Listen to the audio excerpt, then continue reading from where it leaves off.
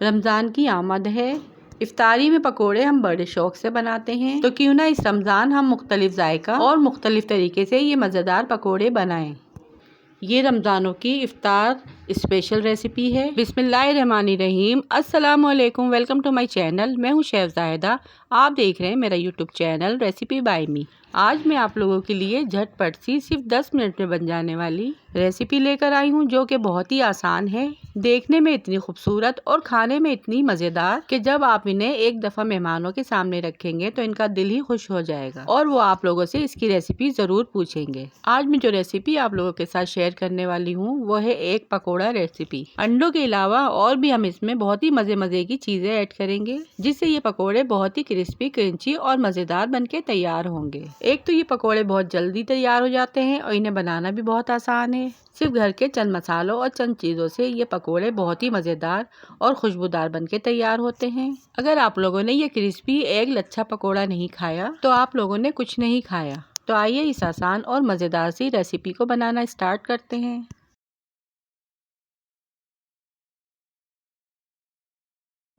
इस रेसिपी को बनाने के लिए सबसे पहले मैंने लिया है यहाँ पर एक आलू। यहाँ पे मैंने मीडियम साइज़ का लिया है, जिसे मैंने अच्छे से पिल ऑफ कर लिया है।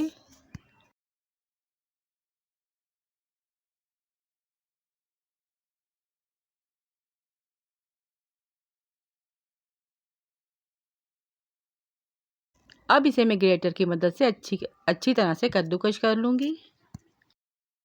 इसे हमें बारीक बारीक लंबाई में कद्दूकश करना है ताकि इसके लच्छे बारीक बारीक निकलें।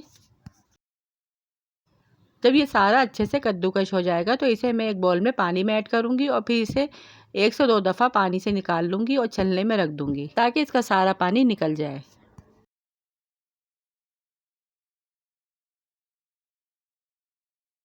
इसके अलावा एक मीडियम साइज़ की प्याज को भी मैंने लंबाई में बारीक बारीक कट कर लिया है। एक छोटी प्याली हरा धनिया कट किया है। 2 से 3 हरी मिर्चों को मैंने बारीक बारीक कट कर लिया है। इसके अलावा यहाँ पे मैंने 2 अंडे लिए हैं, जिसे मैं एक ऐसे ही ऐड करूँगी और दूसरे अंडे को मैं बॉईल करके इसका बीच का पार्ट निकाल कर इसको बारीक बारीक कट करके ऐड करूँगी। अब इन सारी चीज़ों को मैं एक बाउल में ऐड करूँगी।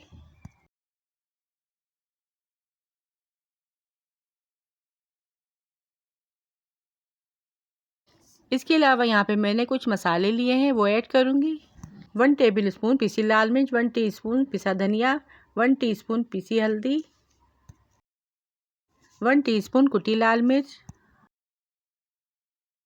1 टेबल स्पून कुटा हुआ धनिया, 1 टीस्पून ज़ीरा, 1 teaspoon chaat masala, 1 table spoon नमक। नमक यहाँ पे अपने टेस्ट के अकॉर्डिंग ले सकते हैं और 2 टेबल स्पून कॉर्नफ्लोर।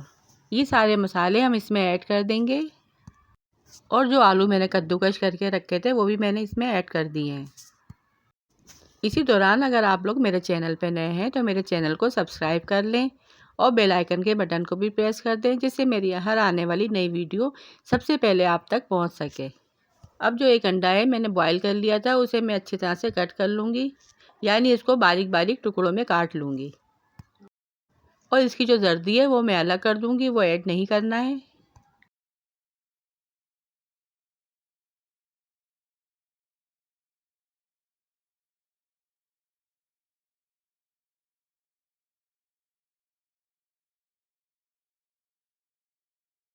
साथ ही इसमें कट की हुई हरी मिर्चें भी ऐड कर देंगे। हरी मिर्चें अपने टेस्ट के अकॉर्डिंग आप कम ज़्यादा कर सकते हैं। फिर इसमें कट किया हुआ अंडा ऐड कर देंगे और एक अंडा मैंने तोड़ के ऐड किया है। ये एक लच्छा पकोड़ा बहुत ही मज़ेदार बन के तैयार होते हैं।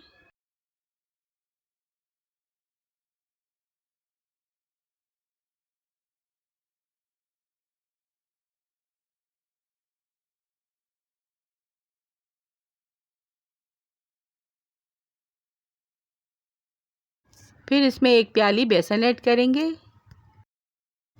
और इन सारी चीज़ों को अच्छी तरह से मिक्स कर लेंगे। अब इसमें हम थोड़ा थोड़ा पानी डाल के हाथ की मदद से हल्के हाथों से अच्छा सा बैटर बना लेंगे। इसका बैटर ना ज़्यादा पतला होना चाहिए ना ज़्यादा गाढ़ा, थोड़ा थिक सा बैटर बनाएंगे।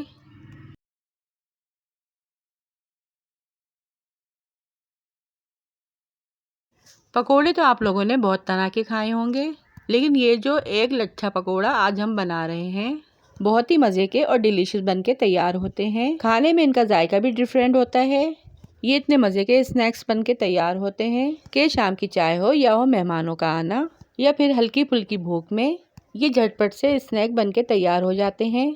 और ये अंडा पकोड़ा बहुत ही हेल्दी रेसिपी है। बड़ों के साथ बच्चे भी इसे शौक से खाना पसंद करेंगे। अब यहाँ पे हम ऐड करेंगे मीठा सोडा। मीठा सोडा यहाँ पे मैंने 4 पिंच ऐड किया है।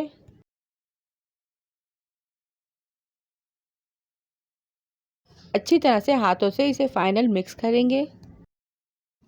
पकोड़ों का बैटर यहाँ पे हमारा रेडी है। अब इसे हम ढककर आधे घंटे का रेस्ट देंगे।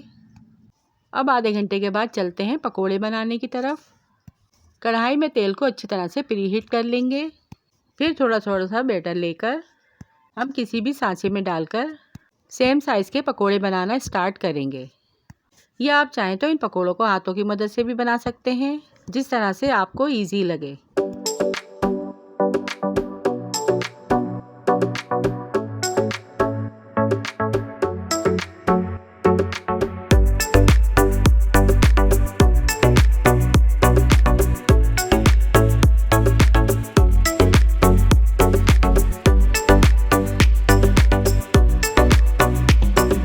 यहाँ पे आपको चूल्हे के फ्लेम को मीडियम टू हाई रखना है। एक साइड से जब पकोड़ों में कलर आ जाएगा तो हम उसकी साइड चेंज कर देंगे।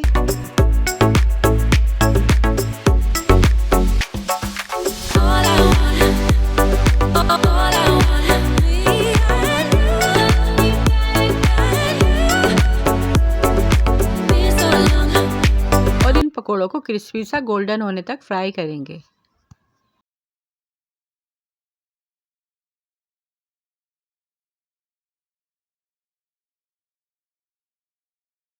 और जब ये दोनों साइड से गोल्डन से हो जाएंगे तो हम इन्हें छलनी की मदद से निकाल लेंगे।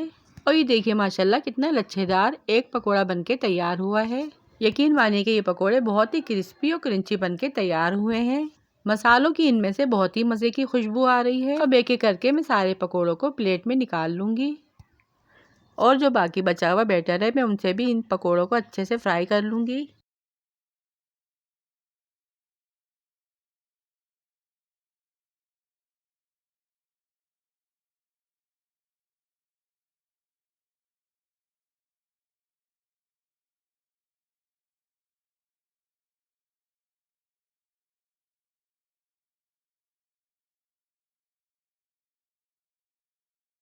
और ये देखिए आप देख सकते हैं ये पकोड़ा कितना लच्छेदार और क्रिस्पी बनकर तैयार हुआ है।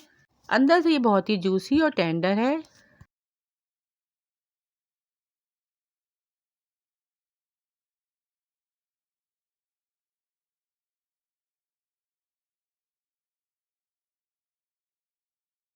सारे पकोड़े यहाँ पे रेडी हो चुके हैं। अब मैं इनको प्लेट में निकालूंगी और इनका फाइनल लुक आप लोगों को दिखाती हूँ।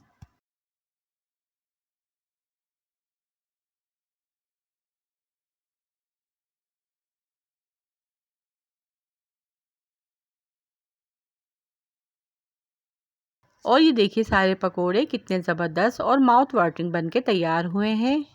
आपको इनका लुक देखते ही अंदाज़ा हो गया होगा कि कितने परफेक्ट बन के तैयार हुए हैं। आप इसे केचप, ग्रीन चटनी या फिर रायते के साथ सर्व करें, ये बहुत ही मज़े के लगते हैं। आप मेरे कहने से इस एक लच्छा पकौड़े को एक बार ज़रूर ट्राई कीजिएगा। रेसिपी पसंद आई तो वीडियो को लाइक, शेयर और चैनल को सब्सक्राइब लाजमी कीजिएगा। रखिएगा अपना अपने प्यारों का ढेर सारा ख्याल। दुआओं में याद कीजिएगा। Thanks for watching. अल्लाह हाफिज़।